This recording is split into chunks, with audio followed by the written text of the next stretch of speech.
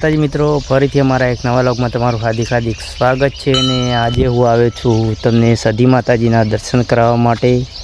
તો આ રસ્તો આવી રહ્યો છે ખારા તરફથી અને આ રસ્તો આવે છે સાંથા તરફથી। જે તમે અહીંયા લોકેશન મારી છે ચેહરકુપા રેસ્ટોરન્ટથી 5 કિલોમીટર દૂર આ મંદિર આવેલું છે। તો જોઈ શકો છો આ છે મંદિર, જોઈ શકો છો સધી માતાજીનું।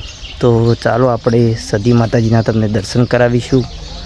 ને જોઈ શકો છો બાજુ સરસ મજાનું વાતાવરણ છે ને લીમડા અને શાંત વાતાવરણમાં એકદમ મંદિર આવેલું છે।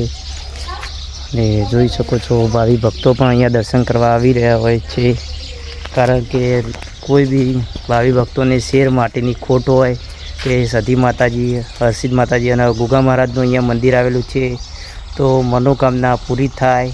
તો દરેક ભાવિ ભક્તો આજુબાજુ ગામથી અહીંયા મંદિરે દર્શન કરવા આવતા હોય છે। તો ચાલો મિત્રો તમને પણ સધી માતાજીના દર્શન કરાવીએ। તો ત્યાં સુધી મિત્રો તમે કોમેન્ટમાં જય સધીમાં જરૂર લખી દેજો। જોઈ શકો છો મિત્રો આ છે સધી માતાજીનું મંદિર। જય સધીમાં। તો જોઈ શકો છો અહીંયા હવન કુંડ છે, યજ્ઞ પણ કરવામાં આવે છે। જય સધીમાં।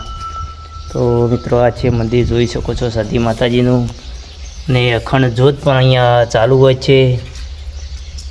અને હરસિદ્ધ માતાજીનું પણ તકતી લગાવેલી છે।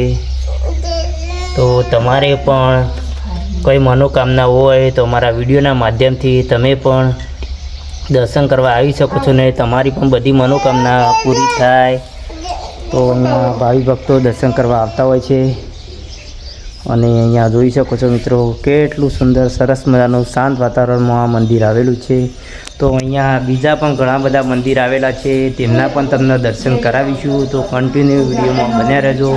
આ સરસ મજામાં લખેલું છે કે કડા પાદરમાં બેઠેલી માં સતી આઠે પ્રહરને ખડી ખડી આકલ પાડતા હાજર થતી, જાગતી જોગણી સધી કહેવાતી, બોલો સધી માતા કી જય।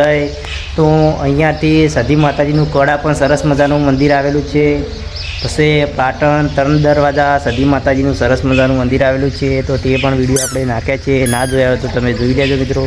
તો મિત્રો જોઈ શકો છો અહીંયા સરસ મજાનું ગુગા મહારાજનું પણ મંદિર આવેલું છે। તો આપણે ગુગા મહારાજના દર્શન કરીશું। સરસ મજાનો લીમડો છે અને નીચે ગુગા મહારાજ બિરાજમાન છે। તો ચાલો આપણે ગુગા મહારાજના દર્શન કરી દઈએ।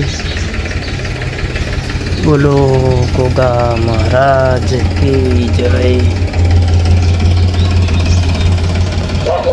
જય ગુગા મહારાજ, જય સેબર ગુગ, જય કાહવાના ગુગા। હર હર મહાદેવ, હર હર મહાદેવ, હર હર મહાદેવ, હર હર મહાદેવ। ચાલો આપણે હવે કરશું શ્રી હરસિદ્ધિ માતાજીના દર્શન। તો મિત્રો મેન મંદિર હરસિદ્ધ માતાજીનું કોયલા ડુંગર સરસ મજાનું આવેલું છે। તો અહીંયા પણ હરસિદ્ધ માતાજી બિરાજમાન છે। તો આપણે હરસિદ્ધ માતાજીના દર્શન કરીએ। જોઈ શકો છો ત્રણેય મંદિરના અખંડ જ્યોત ચાલુ હોય છે। જય જય હરસિદ્ધમાં, જય જય હરસિદ્ધમાં, જય જય હરસિદ્ધમાં। એવું કહેવાય છે કે પુરાણ જૂના સ્થાનિક વખતે અહીંયા એક સરસ મજાનું અહીંયા ગામ હતું, ત્યારથી આ મંદિર છે।